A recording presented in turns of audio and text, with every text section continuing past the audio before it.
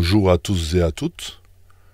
Nous vous souhaitons une bienvenue sur notre chaîne La Vérité pour notre temps.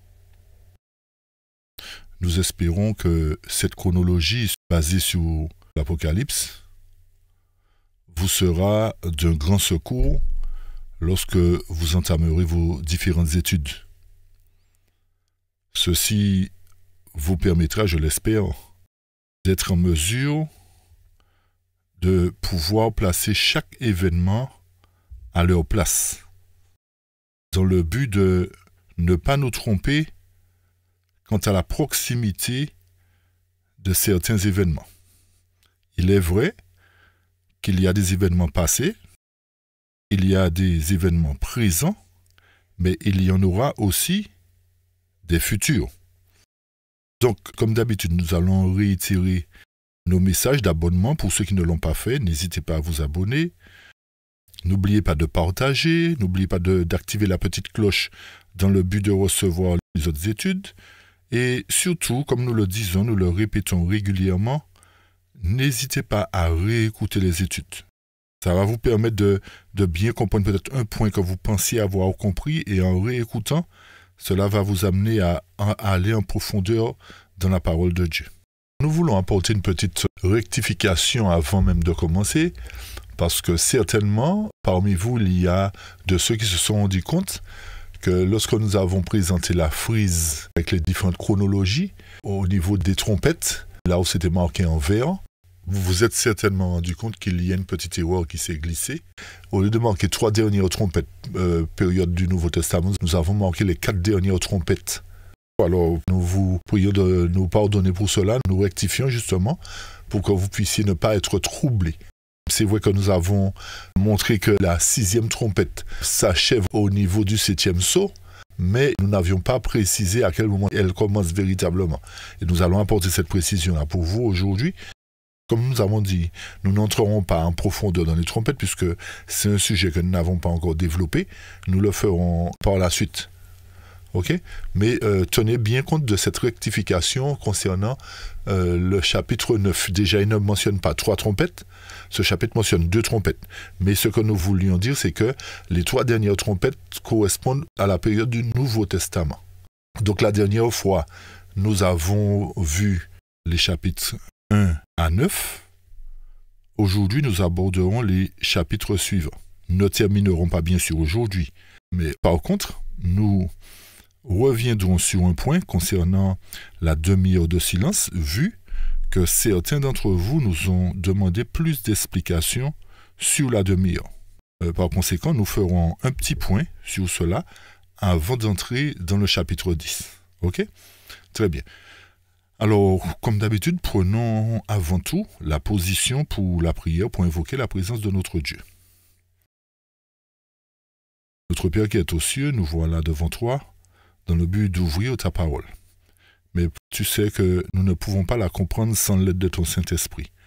Alors, envoie-nous ton Saint-Esprit à cet instant pour que chacun de ceux qui auront à écouter puisse comprendre et que nous-mêmes nous soyons toujours instruits par toi et seulement par toi. Garde-nous en ta paix, fortifie-nous et bénis-nous tous. Pardonne-nous de nos transgressions aussi et garde-nous en ta paix. Nous t'avons prié au nom puissant de Jésus-Christ et pour ta gloire. Amen.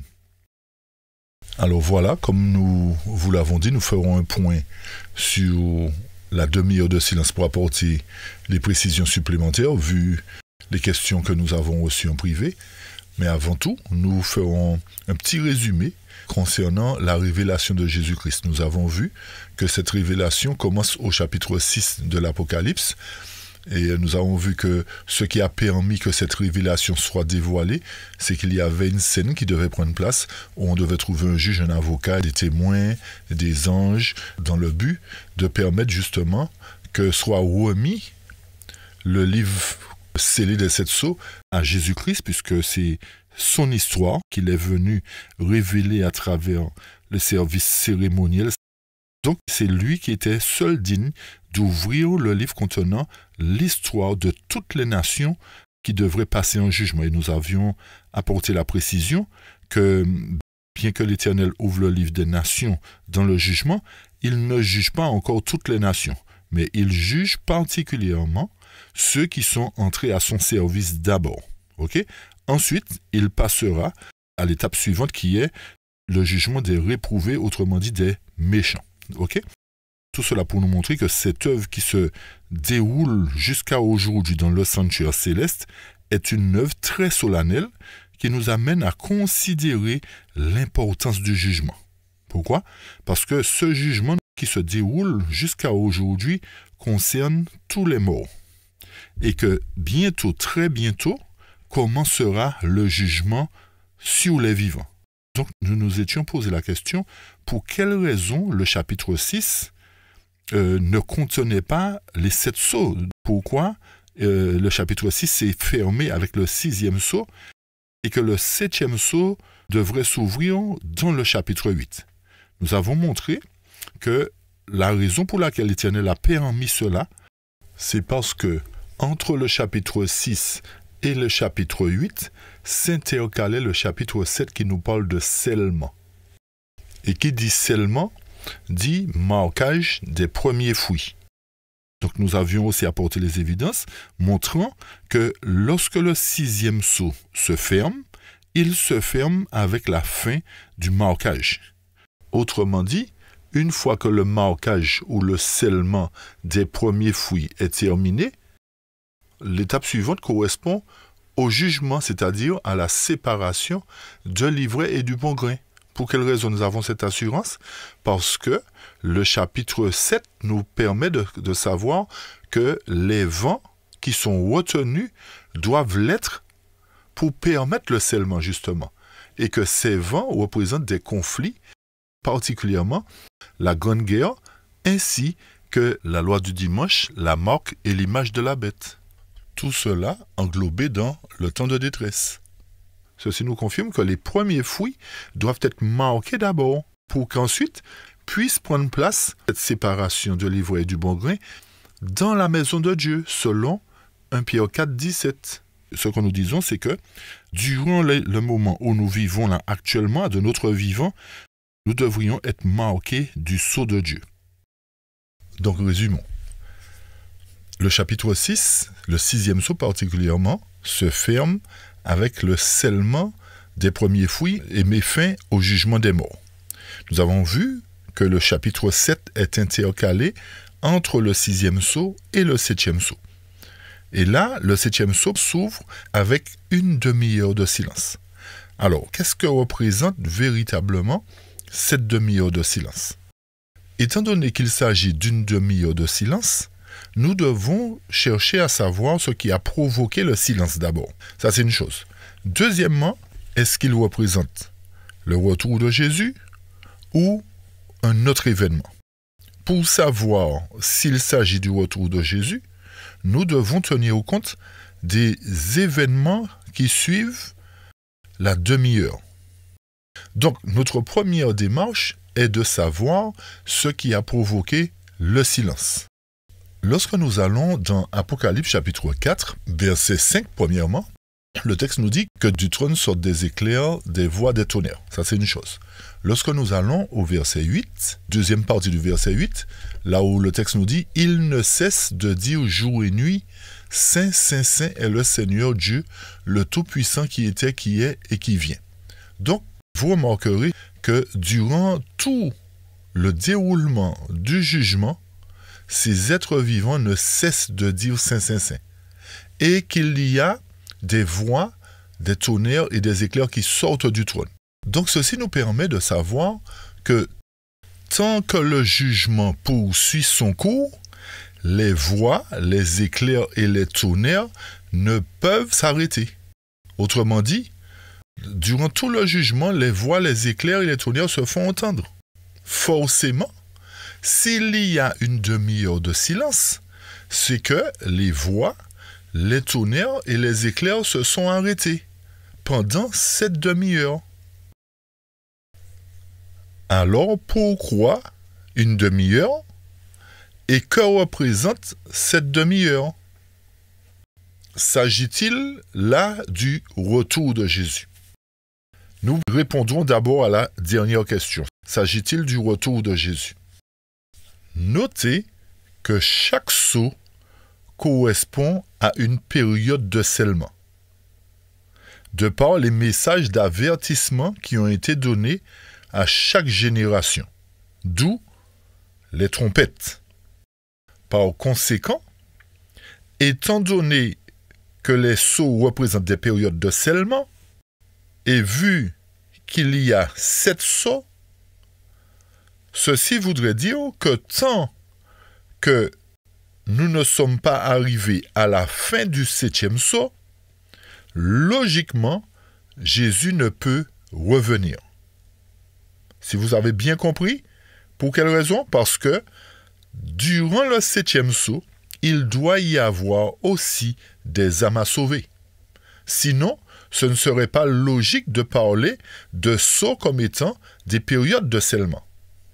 Ça, c'est une chose. Donc, cette demi-heure de silence ainsi que la compréhension des sceaux exclut le retour de Jésus. Si ce n'est pas le retour de Jésus, cette demi-heure correspond à quoi? Étant donné qu'il s'agit d'une demi-heure, cela correspond à 7 jours, chers amis. À quoi correspond le chiffre 7 dans la Bible? Le 7 représente, d'une manière générale, la plénitude. Ok? Étant donné que nous trouvons ce chiffre 7 dans le service cérémoniel à l'époque de Moïse, et que dans ce service cérémoniel, le rite de purification durait 7 jours, par conséquent, cette demi-heure qui correspond à 7 jours correspond plus précisément à la purification de ceux qui ont été scellés dans le 6e sceau, chers amis. Est-ce que vous nous suivez? Autrement dit, la demi-heure de silence va marquer 2 événements.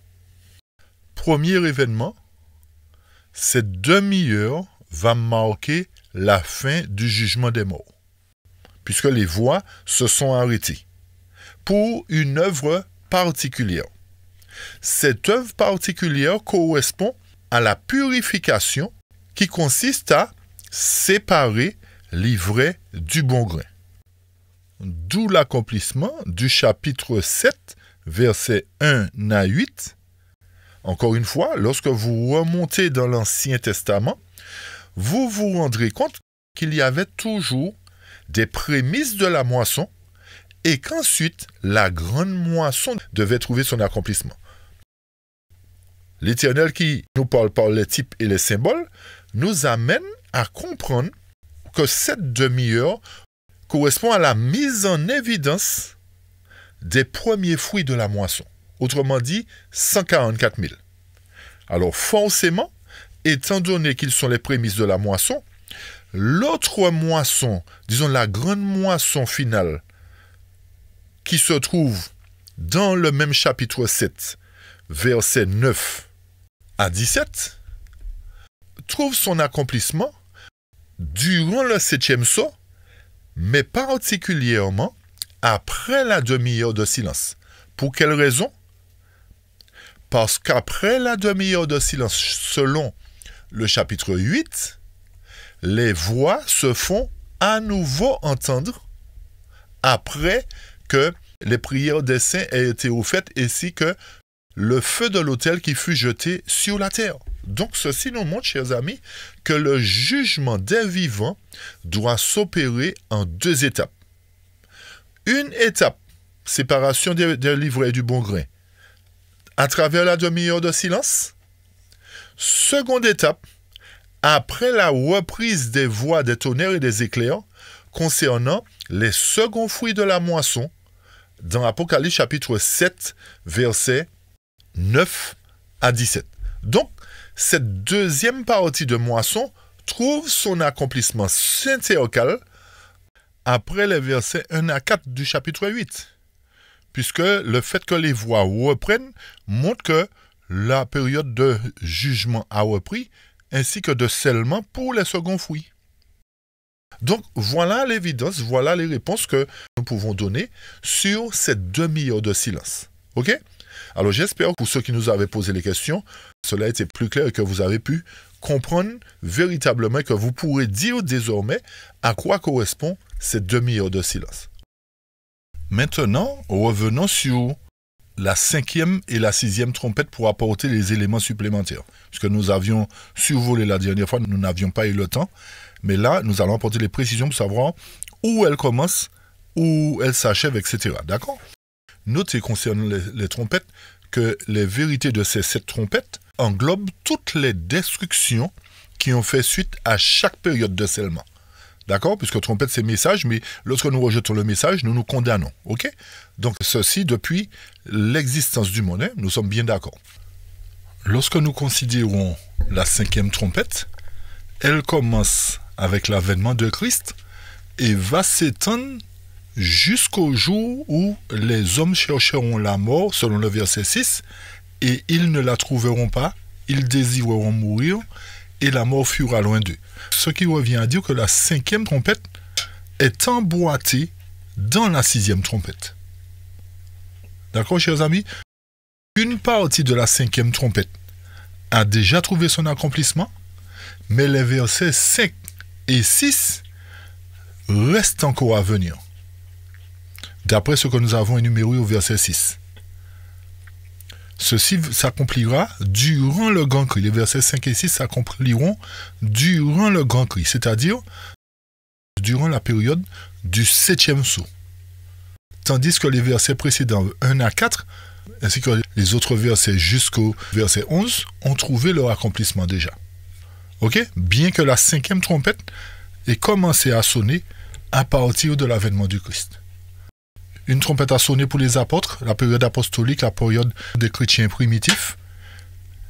Cette trompette va continuer durant le 7e sceau et la 6e trompette va s'emboîter dans la 5e trompette à travers des événements que nous allons voir dans quelques instants.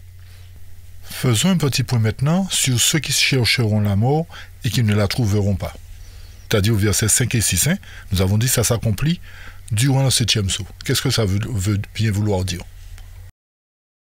Ces hommes qui chercheront la mort et ne la trouveront pas, et pour qui la mort fuira loin d'eux, seront ceux qui auront été scellés et jugés en amont, c'est-à-dire les premiers fruits.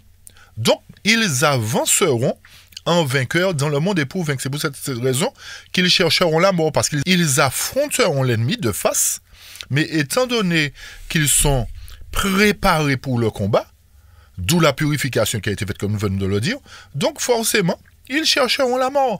Mais la mort fuira loin d'eux. Ce ne sera pas la même chose par rapport à l'époque des apôtres. Ils ont affronté les puissances civiles et religieuses, mais ils ont perdu leur vie, tandis que dans la dernière phase de la proclamation de l'évangile, le verset 6 va trouver son accomplissement. Résumé de la 5e trompette, cette 5e trompette englobe le ministère de Jésus et des apôtres, ainsi que la période des premiers chrétiens, et va trouver son accomplissement final durant le 7e sceau. D'accord? Concernant maintenant la 6e trompette, versets 13 à 21, elle commence aux environs des années 508 pour se terminer avec la proclamation de l'évangile à toute nation, tout peuple, toute tribu et toute langue, c'est-à-dire le message du grand cri. D'accord? Retenez bien que 3 dernières trompettes sont des trompettes de malheur. La première trompette de malheur, c'est-à-dire la 5e, a déjà commencé à sonner. Elle se poursuivra alors que la 6e a déjà commencé aussi. Donc les deux, la 5e et la 6e, sont en train de travailler aujourd'hui, sont en train de sonner encore aujourd'hui, pour se terminer durant le grand cri. Et concernant la 7e trompette, nous trouverons une explication au chapitre 10 et au chapitre 11 du livre de la Révélation. Donc voilà, maintenant nous allons justement dans le chapitre 10 pour apporter les évidences. Lorsque nous considérons le premier verset du chapitre 10, il nous parle de quoi? D'un ange puissant qui possède toutes les caractéristiques d'une puissance qui envoie la pluie de l'arrière-saison et qui fait quoi? Que le grain spirituel se développe pleinement. Parce que c'est ce qu'indique le nuage, le soleil et l'arc-en-ciel. Puisque l'arc-en-ciel n'apparaît jamais sans pluie. Donc l'ange est par conséquent celui qui amène la pluie et le soleil en vue de développer la moisson finale. Puisque sans pluie et sans soleil, il n'y a pas de maturité dans le grain. Ok? Donc ce premier verset-là nous amène à l'époque où la pluie de l'arrière-saison est arrivée. C'est-à-dire au moment où l'autre ange d'Apocalypse 18 est venu pour apporter la révélation supplémentaire. Donc ceci nous amène à l'époque du 6e sceau. Et lorsque nous considérons le verset 2, le texte nous dit « Il tenait dans sa main un petit livre ouvert, il posa son pied droit sur la mer et son pied gauche sur la terre. » Qu'est-ce que ça veut bien vouloir dire? Alors pour savoir quel livre fut ouvert et quand il fut ouvert, il nous faut déjà relier le verset 2, la première partie du verset 2, au verset 8 à 10. Ceci nous ramène à l'époque du désappointement, chers amis. Donc, le seul livre qui devrait être ouvert à travers la Bible est le livre de Daniel. C'est le seul qui était scellé dans toute la Bible. Par conséquent, il fallait que la prophétie concernant l'histoire du monde, concernant les 2303 particulièrement, soit décellée. Donc, ce livre a été décellé au cours de l'année 1843, particulièrement au début du temps de la fin. Donc, cette analyse prouve que, puisque la première chose que fit l'ange était d'ouvrir le livre, l'analyse montre quoi? Qu'il apparaît réellement sur la scène au commencement du temps de la fin, époque où devait s'ouvrir ce livre, le livre de Daniel. Est-ce que vous nous suivez? Alors, comme nous avons dit, ce livre-là est la Bible dans lequel était scellé le livre de Daniel. Et ceci nous a amené à l'époque du désappointement, chers amis. D'accord? Puisque le texte au verset 8 nous dit « La voix que j'avais entendue du ciel me parla. De nouveau, il dit « Va prendre le petit livre ouvert dans la main de l'ange qui se tient debout sur la mer et sur la terre. » Et j'allais vers l'ange en lui disant de me donner le petit livre. Il me dit « Prends-le, avale-le, il sera amer dans tes entrailles, mais dans ta bouche, il sera doux comme du miel. » Donc, le texte nous dit « Je pris le petit livre de la main de l'ange, je l'avalai. Il fut de ma bouche doux comme du miel, mais quand je l'eus avalé, mes entrailles furent remplies d'amertume. » Donc, manger ce livre revient à dire avaler, chers amis. Avaler les paroles, consommer les paroles. Donc, la douceur du miel, décrit dans ce texte, doit être la joie qui découle des promesses qui se trouvent dans le livre, dans la Bible particulièrement, mais particulièrement pour avoir découvert une partie de la prophétie qui était décellée. Et évidemment, l'amertume signifie quoi? L'incapacité de digérer, de tout comprendre. Et c'est pour cette raison qu'il y a eu le désappointement que William Miller, particulièrement à travers l'histoire, nous a montré que le fait qu'il n'a pas compris toute la prophétie et qu'il avait annoncé le retour de Jésus, cela a provoqué un désappointement. Donc, ces choses-là, vous le savez, se sont accomplies à l'époque du premier mouvement adventiste. Comme nous le disons, par le fait que l'étude du livre de Daniel fut compris en partie. Et c'est à ce moment-là que les gens, particulièrement William Miller et ses collaborateurs, apprirent ou quoi que la purification du sanctuaire devait commencer en 1844. Comme nous l'avons dit au début du temps de la fin. Mais qu'est-ce qui s'est passé? Ils comprirent à tort que la purification voulait dire la fin du monde et le retour de Jésus. D'où le désappointement qui arriva après la date fixée. Puisqu'ils avaient fixé une date pour le retour de Jésus et Jésus n'étant pas venu, donc ça a créé ce désappointement. Ok? Donc, avant de toucher le verset 11 et les autres versets, remontons maintenant à la deuxième partie du verset 2. C'est-à-dire que le moment où l'ange pose son pied droit sur la mer et son pied gauche sur la terre. Qu'est-ce que cela peut bien vouloir dire?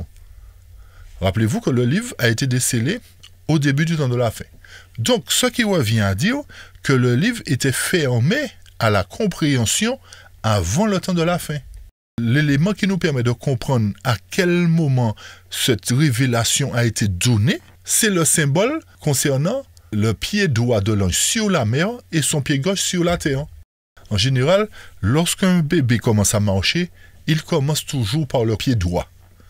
Or, puisque le pied droit de l'ange se trouvait sur la mer et son pied gauche sur la terre, ce symbolisme-là démontre qu'il commence à marcher sur la mer qui correspond à la province des bêtes de Daniel, c'est-à-dire l'ancien monde, là où les différentes bêtes ont été révélées, c'est-à-dire le lion, l'ours, le léopard, etc.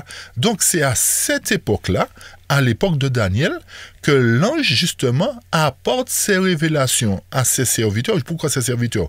Pas seulement Daniel, puisque rappelez-vous qu'à l'époque de Babylone, il y avait Ézéchiel, il y avait Jérémie, il y avait une masse de prophètes qui étaient en captivité. Donc c'est durant la captivité qu'ils ont reçu ces révélations, et particulièrement Daniel qui a reçu la révélation concernant une prophétie particulière qui devait rester scellée jusqu'à son accomplissement au début du temps de la fin. Ce qui revient à dire que effectivement Daniel a reçu la révélation dans l'ancien monde, il l'a écrit dans le livre, ce livre devait rester scellé, et le fait que l'ange pose son pied sur la terre nous montre quoi? Que la révélation a été dévoilée dans le nouveau monde. Vous nous suivez, chers amis? Le nouveau monde, c'est quoi? Aux États-Unis. Et où s'est produit le désapprêtement? Aux États-Unis. Vous nous suivez? Aux États-Unis. Donc, l'Éternel nous permet de savoir quoi? Que l'œuvre de cet ange, concernant la révélation du plan de Dieu, a commencé à être donnée dans l'ancien monde à travers la révélation aux prophètes, et devait inclure toute la première vérité qui a été révélée dans le livre de Daniel. C'est-à-dire quoi? Quand on prend le livre de Daniel, les premières vérités, c'était quoi? Un système mondial qui doit exister sur Terre à travers la statue, et que ce système doit être détruit dans le temps de ses rois. Donc la deuxième partie de ce verset nous ramène au début de l'histoire où a été donné le déroulement de l'histoire prophétique. Ok? Mais qui devait être dévoilé en partie au temps de la fin. Est-ce que c'est clair, chers amis? D'accord? Donc ça voudrait dire, en résumé de tout cela, le fait que l'ange pose son pied sur la mer et sur la terre, montre que son message doit toucher la totalité de la terre. Et que sa puissance, la puissance de cet ange, montre que son œuvre est une œuvre mondiale. C'est-à-dire sur terre et sur mer, ancien monde, nouveau monde. D'accord? Ok, très bien. Donc, lorsque nous poursuivons, lorsque nous considérons les autres versets maintenant, le verset 4 n'a pas encore trouvé son accomplissement. D'accord? Il s'agit des tonnerres, et la seule prophétie qui est restée scellée, c'est la prophétie des tonnerres. Donc, personne ne peut l'expliquer. Bien malheureusement, j'entends des gens parler des tonnerres, comme s'ils sont plus royalistes que le roi. Ils ont pu déceler le livre, je ne sais pas par quel moyen, mais les tonnerres sont encore scellés, chers amis. Donc, nous ne pouvons pas parler de ça. Par contre, lorsque nous poursuivons au verset 5 à 7, le texte nous parle de cet ange qui était debout sur la mer et sur la terre, mais qui leva sa main, cette fois-ci, sa main droite, vers le ciel, et jura par celui qui vit au siècle des siècles, qui a créé le ciel et les choses qui y sont, la terre et les choses qui y sont, et la mer et les choses qui y sont, qu'il n'y aurait plus de temps, mais qu'au jour de la voix du septième ange, quand il sonnerait la trompette, le mystère de Dieu s'accomplirait comme il l'a annoncé à ses serviteurs les prophètes. Ce qui revient à dire qu'au commencement du son de la septième trompette, le mystère de Dieu sera accompli. Que veut dire cette déclaration que nous venons de lire? Qu'il n'y aura plus de temps. La réponse se trouve au verset 6, qui en réalité prouve qu'il n'y aura plus de temps pour que se termine le mystère de Dieu. C'est-à-dire que les jours qui restent de la sixième trompette, ou encore le moment où retentira la septième trompette, est l'époque où le mystère de Dieu sera terminé. C'est-à-dire l'évangile du Christ qui doit trouver son accomplissement, qui doit s'achever plus précisément. Ce qui revient à dire encore que l'annonce du septième ange montre que les royaumes de ce monde sont devenus les royaumes de notre Seigneur et que l'œuvre évangélique est terminée. D'accord? Donc ça voudrait dire qu'à partir de ce moment-là, nous entrons dans le temps de la fin. C'est-à-dire à partir du XVIIIe siècle particulièrement, nous entrons dans le temps de la fin. D'où la raison que nous avons présentée tout à l'heure, c'est que le sixième sceau est sur le point de s'achever avec le scellement des premiers fruits. Donc ça voudrait dire qu'il n'y a plus de temps, chers amis. Et rappelez-vous ce que nous avons dit concernant les trompettes, c'est que les trompettes se chevauchent. Donc, comme nous l'avons dit, il y a des éléments encore dans la 5e trompette qui doivent s'accomplir sur le 6e sceau, alors que la 6e trompette a déjà commencé à retentir aussi. Vous nous suivez? Mais retenez bien que lorsque la 7e trompette sonnera, le mystère de Dieu sera terminé. Ça veut dire que l'évangile sera prêché dans le monde entier. Donc ça voudrait dire, pour nous répéter, que les événements qui se passent aujourd'hui nous montrent qu'il n'y a plus de temps, que le temps est arrivé à sa fin, et que si nous ne terminons pas notre préparation maintenant, il nous sera trop tard. S'il y a une chose à retenir concernant le temps de la fin, qui est sur le point de s'achever, c'est que la 6e trompette a déjà commencé à retentir, chers amis. Nous sommes à l'époque de la 6e trompette, 6e sceau, 6e trompette. Et que lorsque sonnera la 7e trompette, ce sera terminé. Donc nous sommes dans la dernière ligne droite pour le marquage, pour le scellement, concernant le peuple de Dieu. C'est-à-dire les premiers fruits qui doivent être scellés, qui doivent sortir de l'église de Laodicée. Que nous le voulions ou pas, que nous le croyions ou pas. C'est ce que la parole nous dit. Donc maintenant, plaise à chacun de faire comme il veut. Plaise à chacun d'accepter ou de rejeter la vérité. Mais le jour vient et la parole nous l'a déjà prouvé que tout ce que nous vous avions annoncé dès nos premières études sont en train de s'accomplir là, sous nos yeux, chers amis. Rappelez-vous que nous étions parmi les premiers à annoncer une 3e guerre mondiale. Qu'est-ce qui est en train de se mettre en place? Voyez? Donc la prophétie ne ment pas. La prophétie ne ment pas, chers amis. Donc, à travers cette chronologie de l'Apocalypse, l'Éternel nous permet encore une fois de comprendre la proximité du temps. De comprendre qu'il ne nous reste plus beaucoup de temps. Vous nous suivez? Poursuivons, parce qu'il y a encore des petites choses à voir. Vous voyez qu'à travers le chapitre 10, nous avons été au début du XVIIIe siècle. Nous nous retrouvons à la fin du 6e sceau par rapport au fait qu'il n'y a plus de temps, au moment où le peuple de Dieu doit être scellé, et nous sommes remontés aussi au moment où la révélation prophétique a été donnée dans l'Ancien Monde, à travers les différents prophètes et particulièrement Daniel. Ok? Donc, pour terminer le chapitre 10, lorsque nous allons maintenant au verset 11, ce verset 11 nous fait savoir quoi? Qu'il faut prophétiser de nouveau sur beaucoup de peuples, de nations, de langues et de rois.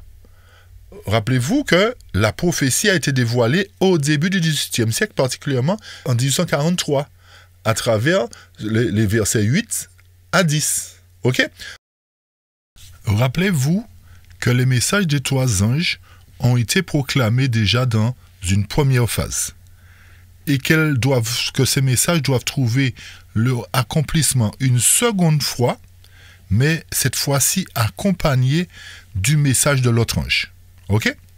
Donc, là où nous voulons venir, c'est que, pour expliquer le verset 11, c'est que les 2 premiers messages concernant premier et second ange ont été proclamés par William Miller, mais le fait que ça a provoqué un désappointement et qu'il y avait une incompréhension dans la prophétie, l'Éternel a permis qu'à travers le cycle des différentes églises qui ont pris place au moment de la Réforme, ces églises qui étaient un type des églises d'Asie, donc suite au désappointement de William Miller, qui faisait partie de l'église méthodiste, un mouvement devait prendre place.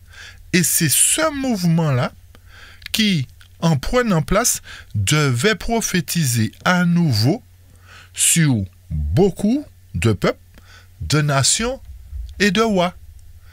Notez bien qu'il n'est pas dit toute nation, tout peuple, toute langue et toute tribu. Notez bien cette différence. Donc, ce qui revient à dire que le 3e ange devait prophétiser sur beaucoup de peuples et non pas tous les peuples. Pour quelle raison? Parce que c'est au moment du grand cri, c'est-à-dire au message des 3 anges plus l'autre ange, que cette vérité sera proclamée à toute nation, toute tribu, tout peuple et toute langue. Est-ce que vous nous suivez? Est-ce que vous voyez la différence, chers amis?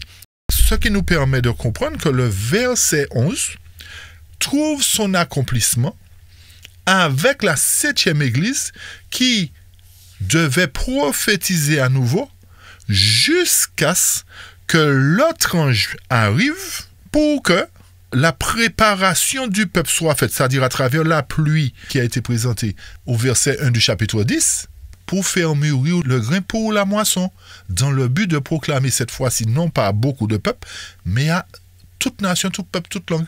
Nous répétons pour que ça soit clair. Ok, chers amis? Donc, le verset 11 trouve son accomplissement à partir du mouvement adventiste du 7e jour à travers la 7e église. Comme nous l'avons dit, jusqu'à l'arrivée du message de l'autre ange. Voilà en gros ce qu'il fallait comprendre sur le verset 10 et la manière de placer les différents événements présentés dans ce chapitre 10. Maintenant, nous abordons le chapitre 11. Notez que les 2 premiers versets du chapitre 11 nous ramènent à l'époque de la moisson finale. Pour quelle raison? Parce que le texte nous dit au chapitre 11, verset 1, « On me donna un roseau semblable à une verge, en disant, lève-toi et mesure le temple de Dieu, l'autel et ceux qui adorent. » Donc, mesurer les adorateurs signifie en réalité les compter. Nous réalisons bien qu'au sein du dernier mouvement qui devait prophétiser à nouveau, il y a un dénombrement qui doit se faire. D'où le résultat va donner 144 000 personnes. Puisqu'ils sont scellés, rappelez-vous, à travers les textes que nous avions présentés, les 144 000 sont scellés aux dernières heures de l'histoire de l'Église. Donc, ça voudrait dire que le verset 1 correspond au jugement des vivants, ce qui doit se produire durant la demi-heure de silence, ce qui revient à compter, mesurer le temple de Dieu et l'autel et ceux qui adorent. Donc, ça voudrait dire que cette partie de fruits-là est comptée, tandis que lorsque nous poursuivons verset 2 qui trouve son accomplissement durant la même période, c'est-à-dire la période du 7e sceau, cette fois-ci, le parvis qui fait partie de l'édifice n'est pas compté, n'est pas mesuré. D'où la raison que la grande foule ne peut pas être comptée, chers amis. Pour résumer cela, les adorateurs, les membres d'église, c'est-à-dire les tribus d'Israël, dans l'antitype, doivent être comptés, mais ceux qui rempliront le parvis, c'est-à-dire les gentils, ne sont pas comptés. C'est pour cette raison que lorsque nous allons dans Apocalypse chapitre 7, verset 9, le texte nous dit, après cela, j'ai regardé, et voici une grande foule que personne ne pouvait compter, de toute nation, pas de beaucoup de nations et de peuples, mais de toute nation, de toute tribu, de tout peuple, de toute langue. Ils se tenaient devant le trône et devant l'agneau, revêtus de robes blanches et des palmes dans leurs mains. Est-ce que vous nous suivez, chers amis? Donc, ces 2 versets-là du chapitre 11 font partie du chapitre 10, inclus dans le verset 6 du chapitre 10, particulièrement. Donc, maintenant, nous pouvons apporter les explications sur les autres versets du chapitre 11. Puisque les 2 premiers versets, nous avons dit, font partie du chapitre 10. Donc, en considérant le chapitre 11, ce chapitre-là, les autres versets, nous ramènent, nous conduisent à l'époque où les 2 témoins ont prophétisé. Et à travers l'histoire, nous savons que cela nous conduit entre 538 et 1798. Pour quelle raison? Parce que le verset 3 nous dit « Je donnerai à mes 2 témoins le pouvoir de prophétiser revêtus de sac pendant 1260 jours. » Donc par conséquent, ces 1260 jours correspondent au règne d'oppression papale. Et ce qui revient à dire que durant cette période-là, les deux oliviers qui représentent l'Ancien et le Nouveau Testament et les deux chandeliers qui se tiennent devant le Seigneur de toute la terre, c'est-à-dire l'Église de l'Ancien et l'Église du Nouveau Testament, étaient là, c'est-à-dire la Bible dans son entier. On va résumer cela, la Bible dans son entier a subi la destruction par le fait que l'Empire romain ne voulait pas que la population connaisse les vérités de la Bible. Donc, les deux témoins représentés par la Bible ont été traînés sur la place de la ville, ont été brûlés sur beaucoup de places, en France, etc. Et ce qui revient à dire que le chapitre 11, en majorité, nous ramène à l'époque d'oppression papale, c'est-à-dire les versets 3 jusqu'au verset 13. Donc, toute cette partie-là se rapporte à l'époque où la Rome papale a dominé le monde jusqu'à l'époque du Moyen-Âge. Pour avancer encore, la suite du chapitre 11, verset 15. Alors, il y a plein d'autres explications que nous n'allons pas entrer dedans aujourd'hui, puisque ce n'est pas le but. Ce n'est pas de faire l'étude du chapitre 11 précisément, mais c'est de faire la chronologie pour savoir où sont placés les différents événements et à quoi ils correspondent en gros. D'accord? Donc, nous allons revenir ultérieurement pour pouvoir apporter plus de détails. Donc, lorsque nous revenons au verset 15, cela nous conduit à la fin du mystère de Dieu, à la fin de la prédication de l'évangile. Puisque le verset 15 nous dit, le 7e ange sonna de la trompette, et il y eut de fortes voix qui disaient quoi? Le royaume du monde est remis à notre Seigneur et à son Christ, et il régnera au siècle des siècles. Donc le verset 15 marque la fin de l'histoire du monde, marque la fin de l'œuvre évangélique dans le monde. Ok?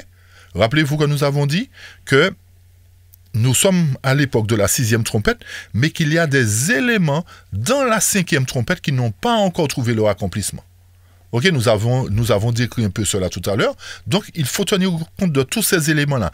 Et que nous sommes, notez bien que nous sommes à la fin du 6e sceau, où vraiment le scellement va se terminer pour les premiers fruits. D'où la raison qu'ils sont comptés. Pour terminer le chapitre 11, les versets 16 à 18, nous conduisent à nouveau dans le sanctuaire, dans le jugement, pour savoir qu'il y a un jugement qui se déroule, qui est en deux phases, et qu'il y a aussi une colère qui doit se manifester pour détruire les impénitents, que ça soit parmi les premiers fruits, et que ça soit aussi parmi les seconds fruits. En gros, la fin des versets nous ramène à cette œuvre sacerdotale, à cette œuvre de purification, qui a commencé depuis le début du temps de la fin, et qui va se terminer avec le mystère de Dieu, chers amis. Donc voilà, en gros, pour le chapitre 10 et le chapitre 11. Vous voyez comment le livre de l'Apocalypse, les textes sont mélangés entre eux, mais c'est pour cette raison qu'il nous faut comprendre leur chronologie, où les placer, comment les comprendre en fait. Parce que si nous lisons d'une manière machinale, nous serons perdus. Et c'est pour cette raison qu'il y a beaucoup de personnes qui ne comprennent pas. Ils disent que c'est un livre encore scellé, c'est un livre mystérieux, qu'on a du mal à comprendre. Non, il suffit de comprendre la chronologie et de pouvoir placer chaque événement à sa place. Poursuivons avec l'autre chapitre. Lorsque nous considérons le chapitre 12 maintenant, il nous ramène beaucoup plus loin dans le temps que ne le fait le chapitre 11. Rappelez-vous que le chapitre 11 nous avait conduit à l'époque où les deux témoins étaient vêtus de sacs, etc. D'accord? C'est-à-dire durant la période d'oppression papale et durant la période de Révolution française aussi. Donc, ce chapitre 12 nous ramène beaucoup plus loin dans le temps, au-delà même de la naissance du Christ. Puis, il nous conduit à l'époque où la terre ouvre sa bouche et engloutit le fleuve. Vous allez relire tout le chapitre, hein? D'accord? Parce que le texte nous dit effectivement que la terre ouvrit sa bouche et engloutit le fleuve. Et une fois que ça s'est fait, le chapitre nous conduit à l'époque où le reste, c'est-à-dire quel reste? Ceux qui n'ont pas été engloutis par la terre. Autrement dit, ceux qui sont conservés, ceux qui sont scellés, on va dire. Donc ces gens-là, ce peuple-là, logiquement, d'après nous, le chapitre, garde les commandements de Dieu et le témoignage de Jésus-Christ. Alors, par conséquent, étant ceux qui gardent les commandements de Dieu et qui ont le témoignage de Jésus, qu'est-ce qui va se passer pour eux? Ils seront persécutés par le dragon immédiatement après que la terre aura englouti le fleuve. C'est pour cette raison que la parole inspirée nous dit que l'ennemi séduira, s'il est possible, même les élus. Mais étant déjà élus, ils ne fléchiront pas, ils ne tomberont pas. Mais l'ennemi ne va pas les lâcher. Parce que l'ennemi ne voudra pas, en fait, que ces gens-là soient une pierre d'achoppement pour son plan. Mais comme vous l'avez compris, l'Éternel, à travers ce peuple-là, va terminer l'œuvre avec beauté et renverser aussi le système établi par ce dragon, qui contrôle les nations, les églises, etc. D'accord ? Faisons une parenthèse sur la terre qui engloutit le fleuve. D'après l'enseignement que nous avons reçu dans le passé, il avait été dit que la terre qui avait englouti le fleuve représentait l'Amérique et que ceci s'était produit à l'époque de la Révolution lorsque les chrétiens ont fui la France, ont fui l'Europe pour aller dans le Nouveau Monde. Chers amis, ceci n'est pas biblique. Pour quelle raison ? Parce que la Bible nous parle toujours à travers des types et des symboles.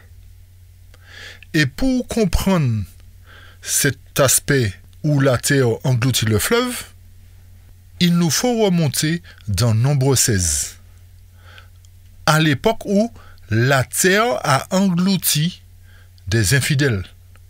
Ceci nous ramène à l'époque de la révolte de Corée, Dathan et Abiram. Ok ? Donc, la typologie nous a montré que lorsque la terre s'ouvre pour engloutir quelqu'un, engloutir ne serait-ce que Corée, Dathan et Abiram, et dans l'antitype engloutir le fleuve représente des inconvertis, chers amis. D'accord ? Donc, le fait que la terre va engloutir le fleuve montre que, comme à l'époque de Corée, la terre dans l'antitype va engloutir le fleuve. Mais cette fois-ci, ce ne sera pas la terre qui va s'ouvrir réellement, mais l'Éternel nous permet de comprendre ce symbolisme pour nous amener à saisir le fait que cette action se rapporte au jugement, à la séparation de l'ivraie et du bon grain. D'accord ? Donc, ceci nous amène encore une fois à considérer correctement les paroles de la Bible, les prophéties correctement afin de ne pas interpréter et troubler le peuple. Parce que ça voudrait dire effectivement que si ça représente les États-Unis, ben, cette partie de prophétie est déjà passée. Ok ? Mais non, elle n'est pas encore passée, elle est à venir. Et elle va se dérouler particulièrement durant la demi-heure de silence. Analysons bien, une fois de plus, qu'il y a toujours un type et un antitype, ou encore selon 2 ou 3 témoins, chers amis. Ok ? Donc l'Éternel nous a donné plus de 2 fois, plus de 2 témoins. Là, il nous a parlé de Corée, il nous a donné l'exemple de Corée, la terre s'est ouverte, mais il y a d'autres exemples dans Matthieu, etc. Ok ? Donc, refermons la parenthèse maintenant sur cela, en espérant que ce point a été clair. Donc, nous avons vu que le chapitre 12 nous ramène au-delà de l'époque du Christ, en passant par la terre qui engloutit le fleuve au moment du jugement des vivants, à travers la demi-heure de silence du chapitre 8. Ensuite, il se poursuit dans le 7e sceau, à travers le grand cri. Ok ?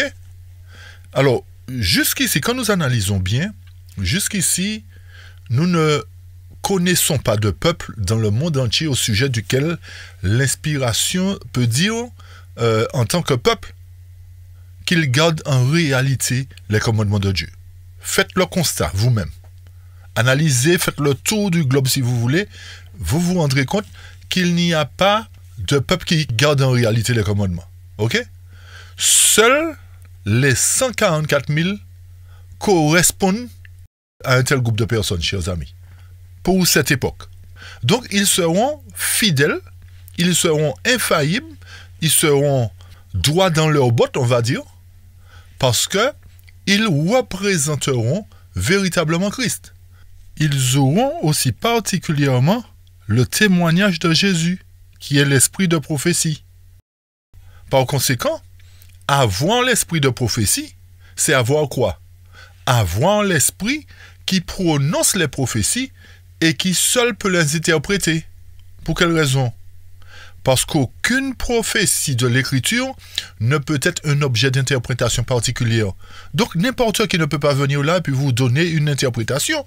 Non, il faut avoir reçu au préalable le don de prophétie, l'esprit de prophétie. C'est-à-dire l'esprit, comme nous avons dit, qui interprète la prophétie. Ok? Puisque dans 2 Pierre 1, verset 20 à 21, car ce n'est pas par une volonté d'homme qu'une prophétie a jamais été apportée, mais c'est poussé par le Saint-Esprit que des hommes ont parlé de la part de Dieu. Donc, par conséquent, seuls les saints hommes de Dieu, poussés par l'Esprit de Dieu, peuvent interpréter les Écritures. Et nous avons vu à travers toute la Bible comment l'Éternel opère, comment l'Éternel interpelle les gens pour leur donner l'inspiration. C'est vrai que beaucoup de personnes ont écrit des livres, ils ont une certaine inspiration, d'accord? Mais il ne faut pas comprendre leur inspiration et l'inspiration donnée par le Saint-Esprit de Dieu. Vous nous suivez? Ok? Maintenant, il y a tout un travail de destruction qui est fait concernant le Saint-Esprit et concernant l'esprit de prophétie. Mais le temps vient où tous ceux qui sèment ces mauvaises graines récolteront ce qu'ils ont semé. Nous avons vu que le chapitre 12 commence au-delà de l'époque du Christ. Il passe par le jugement des vivants. Il continue son travail avec les saints qui n'ont pas été engloutis par le fleuve dans le 7e sceau. Et il termine son histoire, comme nous avons dit, par le reste, les serviteurs de Dieu. C'est-à-dire à travers le grand cri. Ok? Donc ils deviennent ce reste-là après que les hypocrites qui se trouvent au milieu d'eux auront été engloutis par la terre. Et c'est pour cette raison que ce reste-là gardera les commandements de Dieu et il n'y aura aucun mensonge dans leur bouche. Vous allez lire Apocalypse 18. Ok? Donc, étant les premiers fruits, l'inspiration indique donc qu'il y aura des seconds fruits. Et c'est ce que nous avons expliqué dans les chapitres précédents. Parce que sans second, il ne peut pas avoir de premier. Donc, nous voyons que le chapitre 12 nous conduit à l'époque de la purification de l'Église, l'époque où en tant qu'Église, ces fidèles garderont véritablement les commandements de Dieu. Donc à quel moment précisément le chapitre 12 commence, si vous avez bien compris? Il commence le jour où la femme mentionnée ici conçut l'enfant mâle. Plus précisément, la conception de cet enfant se réfère à l'époque où l'inspiration promit d'envoyer le Rédempteur à l'Église. Et rappelez-vous le prophète Ésaïe, qui disait qu'un enfant allait naître, etc., etc. Donc, le chapitre 12 nous ramène à cette époque-là. Il termine par la fin de l'histoire du peuple de Dieu. Donc, vous voyez comment, une fois de plus, les différents chapitres nous conduisent dans l'Ancien Testament, nous ramènent dans le Nouveau, nous ramènent au centre, c'est-à-dire à l'époque de persécution, etc. Donc, tous ces chapitres-là, lorsque nous les analysons bien, lorsque nous les décortiquons et nous les plaçons dans leur bon contexte, à leur bonne place, il nous est plus facile, à ce moment-là, de comprendre les différents événements qui arriveront. Ok, chers amis? Donc, en gros, voilà le point concernant le chapitre 10, 11 et 12. Nous allons nous arrêter là pour aujourd'hui, et nous poursuivons après au chapitre 13, 14, etc. Vous voyez, il y a des choses à dire, en fait. Vous voyez, c'est pas simplement lire l'Apocalypse comme ça. Ok? Donc, que Dieu puisse nous aider, chers amis, à comprendre cette chronologie. Que Dieu nous aide à partager aussi, à mémoriser, à revoir ces études-là. Ok? N'oubliez pas de liker, n'oubliez pas de partager, comme nous venons de le dire. Et abonnez-vous pour ceux qui ne l'ont pas fait. Abonnez-vous, parce qu'il y aura d'autres études encore. Nous aborderons les 7 trompettes par la suite, etc. Pas tout de suite, mais nous aborderons les 7 trompettes. Il y a plein d'études encore que nous aurons abordées avec vous. D'accord? Alors, une fois de plus, que Dieu vous bénisse, que Dieu vous garde. Et puis, si toutefois vous voulez vous joindre à nous pour nos études du sabbat après-midi sur notre plateforme Zoom, vous serez les bienvenus. Vous avez un code qui est le 728-161-1055. Vous entrez avec ce code-là, vous n'avez pas besoin de mot de passe, vous nous rejoignez avec ce code-là tous les sabbats après-midi, et ce sera un plaisir pour nous de vous accueillir et de partager avec vous les études que nous faisons. Ok, chers amis? Très bien. Alors, une fois de plus, que l'Éternel vous garde et vous bénisse, et nous vous donnons rendez-vous pour la suite de notre sujet sur la chronologie de l'Apocalypse. Soyez bénis. Amen. Amen.